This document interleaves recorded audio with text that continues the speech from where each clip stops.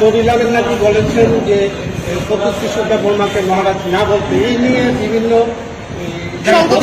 তাদের প্রতিবাদ করেছে আপনার ভাষাকে এই ব্যাপারটাকে উজ্জ্বল করার জন্য। এই ব্যাপারে কি বলবেন? কিছুই বলবো কেন এই উক্তিটা কেন করেছে? এটা তো আমাদের ইন্টারনাল বিষয়, আমাদের ঘরের ভিতরে অনেক কিছু হয়, আমাদের অনেক কিছু কথা হয়, সেগুলো তো বাইরে না যাওয়াটাই উচিত, ঠিক না? এটা তো একটা কার্যকারী বৈঠক, পার্টির মিটিং, এখান থেকে যদি আমি বলেও থাকি সেটা বাইরে না আসাটা উচিত। কাজে এই ধরনের উক্তি দিয়ে আবার একটা মানে জল ঘোলা করে কিছু একটা রাজনীতি করা, আমার মনে হয় এটা ঠিক না। উনি বললেন যে পদে আসছেন এরকম বললাম।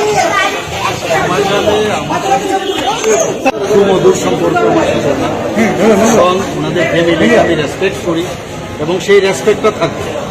এখানে কে কি নামে ডাকে সেটা আরেক জিনিস, কিন্তু রেসপেক্ট আছে।